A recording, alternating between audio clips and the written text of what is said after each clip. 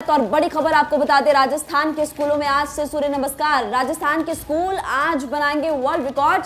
सूर्य सप्तमी पर सभी स्कूलों में कराया जाएगा सूर्य नमस्कार। जमीयत उलेमा ने बच्चों को स्कूल ना भेजने की अपील फिलहाल की। एक तरफ जहां स्कूल में आपको खबर बता रहे हैं कि सूर्य सप्तमी पर स्कूलों में सूर्य नमस्कार का वर्ल्ड रिकॉर्ड राजस्थान आज बनाने वाला है, लेकिन दूसरी तरफ आप देख सकते हैं कि जमीयत उलेमा ने फिलहाल अपील की है कि बच्चों को स्कूल ना भेजें, जिसका विरोध करते हुए फिलहाल नजर आ रहा है। स्कूलों में सूर्य नमस्कार का सामूहिक अभ्यास है। जयपुर के चौगान स्टेडियम में शिक्षा मंत्री पहुंचे गए। भी आपको बता दें कि सूर्य नमस्कार को लेकर धार्मिक स्वतंत्रता की बात करते हुए ऐतराज जताने वाले मुस्लिम समाज की मांग के उलट प्रदेश भर में शिक्षा विभाग का भव्य आयोजन आज गुरुवार को होने जा रहा है। और ये भी आपको बता दें कि चौगान स्टेडियम में सुबह 10 बजे से आरंभ होने वाले कार्यक्रम में मुख्य अतिथि के रूप में वो शामिल होते हुए नजर आएंगे। हम बात करें शिक्षा मंत्री की, और ये भी आपको बता दें कि शिक्षा मंत्री की तरफ से फिलहाल यहाँ पर अपील की गई है, ओम आदित्याय नमः, हमारे राजस्थान का सूर्य नमस्कार।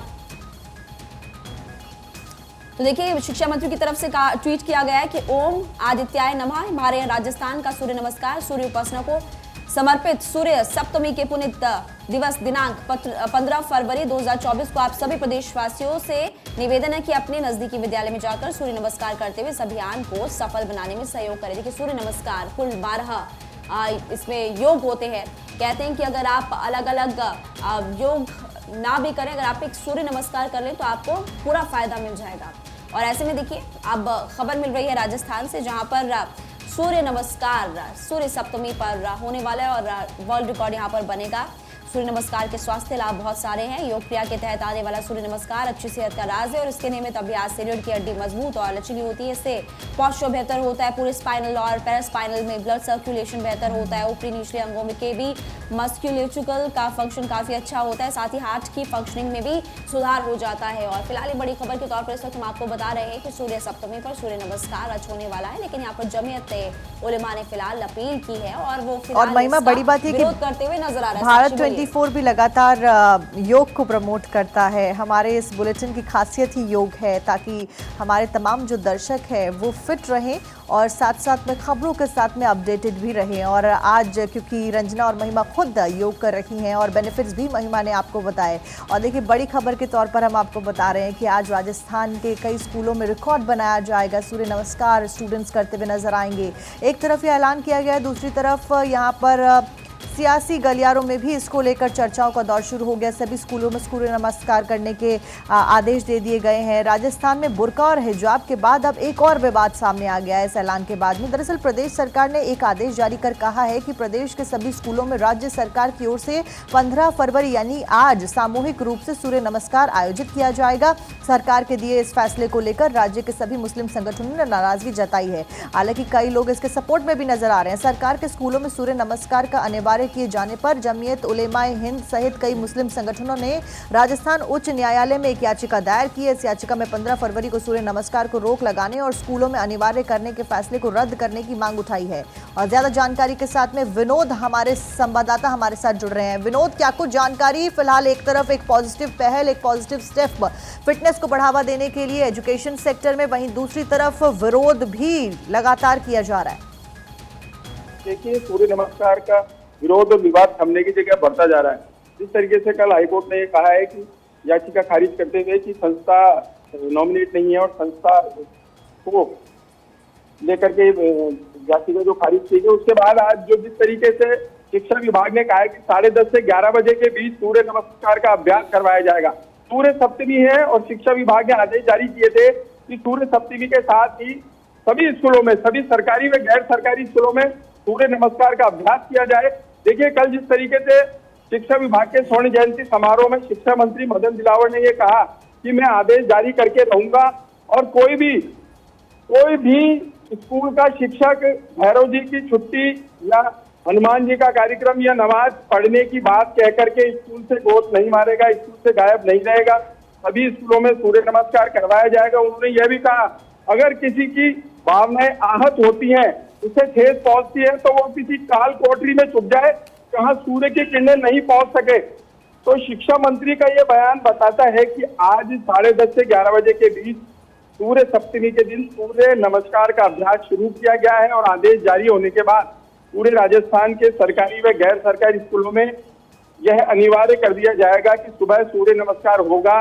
सूर्य नमस्कार के साथ दिन की शुरुआत होगी, स्कूली बच्चों को पढ़ाई करवाई जाएगी। तो ऐसे में जो विवाद है वो थमने का नाम नहीं ले रखा और कई मुस्लिम संगठनों ने इसे हटाने या रोकने की मांग करी है। जो हाईकोर्ट में याचिका दायर की गई थी उसमें भी याचिकाकर्ता ने कहा था कि आप किसी धर्म विशेष पर यह थोप नहीं सकते हैं, इसे आप वैकल्पिक कर सकते हैं, छात्रों पर छोड़ सकते हैं कि कुछ छात्र सूर्य नमस्कार करना चाहते हैं या नहीं चाहते हैं। किसी जाति विशेष के लिए इस प्रकार के आदेश जारी करना सही नहीं है। याचिकाकर्ता ने इस बात को रखा था, लेकिन याचिका खारिज हो गई है। अब एक अन्य याचिका पर जो सुनवाई है वो 20 फरवरी तक टाल दी गई है।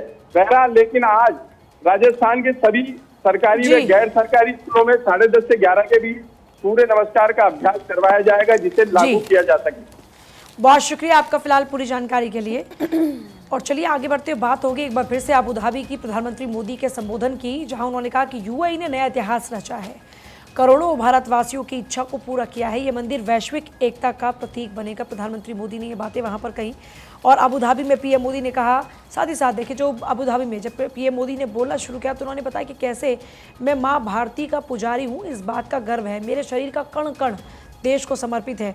अबू धाबी में पीएम मोदी ने अयोध्या का जिक्र भी किया। अयोध्या में मंदिर का सपना पूरा हुआ, पूरा भारत अभी तक प्रेम में डूबा हुआ है। और यही अखबार में जब छपा था तो महिमा भी बता रही थी कि अबू धाबी के दौरे पर जब पीएम मोदी ने संबोधन शुरू किया तो उन्होंने जिक्र किया कि ये मेरा भाग्य है और मैं खुद को सौभाग्यशाली मानता हूं कि राम मंदिर का उद्घाटन और उसके बाद में अब यहाँ पर भी आने का मौका मिला और यहाँ पर भी अब ये मंदिर का उद्घाटन करने का मौका मुझे मिला। पीएम मोदी ने इन बातों का जिक्र किया और पीएम मोदी ने बताया कि कैसे वो माँ भारती को अपनी माँ मानते हैं और इस देश की वो सेवा कर रहे हैं। अबू धाबी दौरे पर प्रधानमंत्री मोदी लगातार रहे और इस दौरान में देखिए अयोध्या पर उन्होंने क्या कहा था अबू धाबी में, वो जरा सुनिए एक बार। साथियों, ये समय भारत के अमृतकाल का समय है। ये हमारी आस्था और संस्कृति के लिए भी अमृतकाल का समय है। और अभी पिछले महीने ही अयोध्या में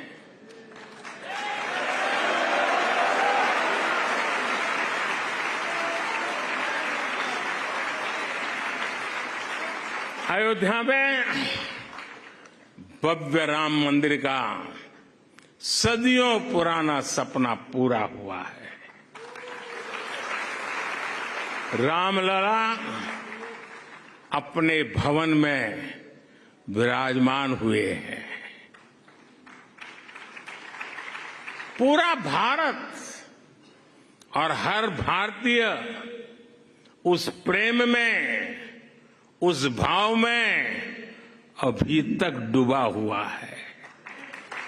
और देखिए, अबू धाबी के दौरे पर पीएम मोदी का एक्स पर पोस्ट भी सामने आया है। उनके द्वारा लिखा गया कि जेबेल अली में भारत मार्ट का शिलान्यास किया गया उनके द्वारा और भारत यूएई आर्थिक संबंधों को बढ़ावा मिलेगा। इससे एमएसएमई को भी वैश्विक बाजारों में मदद यहां पर मिलेगी। ये ट्वीट प्रधानमंत्री नरेंद्र मोदी का जो कि उनके द्वारा किया गया। और देखिए, यूएई का दौरा पीएम मोदी का सफलतापूर्वक रहा। कई सारे विषयों के ऊपर चर्चा इस दौरान की गई, खासतौर पर व्यापार को। देखिए, यूएई के साथ में 2022 में एफटीए साइन हुआ था और उसके बाद से दोनों देश व्यापार काफ़ी बड़े स्तर पर कर रहे हैं। लेकिन फिलहाल इस दौरे के बाद में और भी ज़्यादा महत्वपूर्ण हो जाती है चर्चा। और इस बीच पीएम मोदी के द्वारा ट्वीट किया गया, had a wonderful meeting with PM Al Thani, our discussions revolve around ways to boost up India and Qatar friendship. ये ट्वीट किया गया और उसके साथ साथ में यूएई को लेकर भी पीएम मोदी ने ट्वीट किया और वो ट्वीट फिलहाल आपकी स्क्रीन पर, जिसमें पीएम मोदी ने जेबेल अली में भारत मार्ट का उद्घाटन किया। भारत यूएई के आर्थिक संबंधों को किस तरीके से बढ़ावा मिलेगा, इस बात का जिक्र भी पीएम मोदी के द्वारा यहां पर इस ट्वीट के द्वारा किया गया।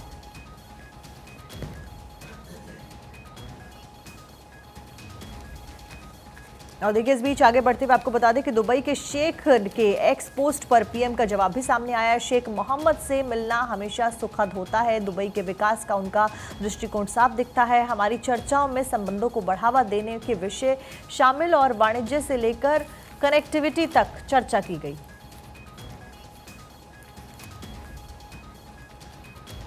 बड़ी की खबरों में आगे और अबू धाबी दौरे पर प्रधानमंत्री मोदी का एक्स पर पोस्ट आया है और अबू धाबी के शेख ने प्रधानमंत्री मोदी को किताब भेंट की। किताब के साथ एक व्यक्तिगत संदेश भी प्रधानमंत्री मोदी को उन्होंने दिया है और ये पूरी जानकारी देखिए प्रधानमंत्री मोदी ने सोशल मीडिया प्लेटफॉर्म एक्स पर शेयर की है। तो अबू धाबी दौरे पर प्रधानमंत्री मोदी और वो लगातार तस्वीरें आप देख रहे हैं कि किस तरह से वहां पर जो भारतीय प्रवासी मौजूद हैं वो प्रधानमंत्री मोदी से मिलकर बेहद ही उत्साहित नजर आ रहे हैं और भव्य स्वागत भी वहां पर होता हुआ नजर आ रहा है। तो अलग अलग तस्वीर भी आप लगातार देख रहे हैं कि किस तरह से प्रधानमंत्री मोदी जब दौरे पर पहुंचे हैं तो उनका भव्य स्वागत होने के साथ साथ किस तरह से उत्साह है। और 4 अलग अलग तस्वीरों पर नजर आ रही है। मंदिर को लेकर लोगों में देखिए किस तरह से उत्साह नजर आया और बीते दिन प्रधानमंत्री मोदी ने मंदिर का उद्घाटन किया और इस बीच जो भारतीय प्रवासी वहां पर मौजूद थे देखिए हाथों में झंडा लेकर किस तरह से वो उत्साह मनाते हुए नजर आए। और ये अगर मंदिर की बात की जाए तो अद्भुत है BAPS मंदिर, जिसकी तस्वीर आप देख रहे हैं। नक्काशी की तस्वीर देखिए बेहद ही खूबसूरती से नक्काशा गया है और भगवान की प्राण प्रतिष्ठा की तस्वीर भी देखिए। सुबह करीब 8:45 से अनुष्ठान की प्रक्रिया शुरू हुई थी और शाम 6 बजे के करीब प्रधानमंत्री मोदी ने उद्घाटन किया। और मंदिर के बाहर की भी तस्वीर देखिए जहां लोगों की लंबी कतार नजर आई और उत्साहित भी लोग नजर आए। और इन 4 तस्वीरों पर फिर से नजर डालिए। मंदिर देखने पहुंचे अक्षय कुमार की तस्वीर, UAE में भव्य हिंदू मंदिर और एक अरब देश में किस तरह से सनातन की गूंज नजर आई वो ये तस्वीरें बयां कर रही है। तो विवेक ओबराय भी जब मीडिया से मुखातिब हुए, मीडिया से बातचीत करते नजर आए तो बेहद उत्साहित नजर आए और उन्होंने अपने एक्सपीरियंस शेयर किया, कहा कि अच्छा लग रहा है। और देखिए किस तरह से UAE में राममय माहौल हर तरफ नजर आया है। महिमा देखिए 4 तस्वीरें हमने आपको दिखाई है और अब 2 तस्वीरें आपकी टीवी स्क्रीन पर। 20 अप्रैल 2019 में शिलान्यास हुआ था इसका और 14 फरवरी 2024 को मंदिर का उद्घाटन हुआ। इसी उद्घाटन पर प्रधानमंत्री मोदी भी पहुंचे मुस्लिम देश में हिंदू मंदिर। और ऐसे में आपको बता दें कि 2 दिन की UAE यात्रा पर प्रधानमंत्री मोदी गए थे। 27 एकड़ में 700 करोड़ से ये मंदिर बना है। बुर्ज खलीफा तिरंगे के रंगों से जगमग कल नजर आया और उस दौरान कुछ खास तस्वीरें आपकी टीवी स्क्रीन पर है। 20 अप्रैल की तस्वीरें 2019 की आपको दिखा रहे हैं और 14 फरवरी 2024 की तस्वीरें भी आपकी टीवी स्क्रीन पर। विवेक ओबरॉय जी, प्रधानमंत्री श्रेष्ठ भारत की बात करते हैं और ये श्रेष्ठ भारत आपको कैसा दिखता है जब दुबई में मंदिर? बहुत बहुत खुशी हो रही है। कहीं न कहीं एक 2 धर्मों के बीच में, 2 संप्रदायों के बीच में, 2 देशों के बीच में ये मंदिर एक सेतु है, एक ब्रिज है जो मुझे लगता है कि हजारों साल। तस्वीरों से पहले शिखा विवेक ओबरॉय जी इस वक्त इस मंदिर की भव्य तारीफ कर रहे हैं। मुझे लगता है कि ये मंदिर आने वाले 1000 साल तक हमारे लोगों को, एमिराती लोगों के साथ में जुड़ा रखेगा, क्योंकि ये उनके दिल का बड़प्पन भी है और हमारे कमिटमेंट और डेडिकेशन का भी एक सिंबल है, एक प्रतीक है। इसके साथ एक और बड़ी बात, प्रधानमंत्री मोदी जी को कितना श्रेय। हम एक इस्लामिक कंट्री में हैं और अयोध्या के बाद हिंदू मंदिर का ये इस विश्व में कोई कर सकते हैं तो सिर्फ प्रधानमंत्री नरेंद्र मोदी ही कर सकते हैं। 2 लाइन मेरे लिए प्लीज गुनगुना दीजिए साहब। अक्षरधाम सनातनम, अक्षरधाम सनातनम। और क्या कहूँ मैं, देखिए ये आज गल्फ की दुनिया में हमारा मतलब हिंदू मंदिर बन रहा है, ये वाकई में बहुत बड़ी बात है। यहाँ के जो राजा जी है उनको जितना धन्यवाद करें उतना कम है। उन्होंने बड़ी उदारता से इतनी बड़ी जगह दी और यहाँ ये मंदिर बनाने की परमिशन दी, ये वाकई में। तमाम बड़ी हस्तियां पहुंची थी, इसकी तस्वीरें और उनकी तरफ से क्या कुछ कहा गया भाट24 की टीम के जरिए आपने जाना। राज्यसभा के लिए रण कई दिग्गजों ने नामांकन किया। राजस्थान से बात करें तो सोनिया गांधी, तो उड़ीसा से अश्विनी वैष्णव ने नामांकन फिलहाल किया है। और ये फिलहाल आपको लगातार हम बता रहे हैं कि जो सीट्स खाली हुई है राज्यसभा के लिए रण, वो आपको बता रहे लगातार। बिल्कुल। और देखिए दैनिक भास्कर में भी इस खबर को प्रमुखता से ली गई है और आपको बताते चले कि 27 को 56 राज्यसभा सीटों पर चुनाव है और सोनिया ने राजस्थान से नामांकन भरा है और 27 फरवरी को राज्यसभा की 56 सीटों के लिए चुनाव होने हैं। कांग्रेस नेता सोनिया गांधी ने बुधवार को राजस्थान से नामांकन भरा, जबकि हिमाचल से अभिषेक मनु सिंह भी, बिहार से डॉक्टर अखिलेश प्रसाद सिंह और महाराष्ट्र से बात की जाए तो चंद्रकांत प्रत्याशी बने। वहीं भाजपा अब तक 26 प्रत्याशी घोषित कर चुकी है। तो भाजपा अप्रैल 2024 से दिसंबर 2026 के बीच राज्यसभा से रिटायर हो रहे अपने धुरंधर मंत्रियों को आगामी लोकसभा चुनाव में भी उतार सकती है। और बीजेपी ने गुजरात से 4 राज्यसभा उम्मीदवार घोषित किए हैं। जेपी नड्डा गुजरात से राज्यसभा उम्मीदवार और नड्डा आज नामांकन भरेंगे। तो बीजेपी ने गुजरात से राज्यसभा उम्मीदवारों के नाम की घोषणा की और ये पूरी लिस्ट देखिए। आपको बताते चले कि 27 फरवरी को राज्यसभा की 56 सीटों के लिए चुनाव होने हैं और कांग्रेस नेता सोनिया गांधी भी बुधवार को राजस्थान में नामांकन भरती नजर आई। और ये लिस्ट बीजेपी की तरफ से, जहां बीजेपी ने गुजरात से राज्यसभा उम्मीदवारों के नाम की घोषणा करती है। रजत, देखिए उम्मीदवारों का नाम जेपी नड्डा, गोविंद भाई डोटाला, उसके अलावा आप देखेंगे तो मयंक भाई आप देख सकते हैं गुजरात से, और कई नाम यहाँ पर, और लंबी सूची फिलहाल जारी की गई है। पूजा, देखिए बिल्कुल 28 उम्मीदवारों में 24 नए चेहरे हैं जो भाजपा ने अब तक घोषित किया और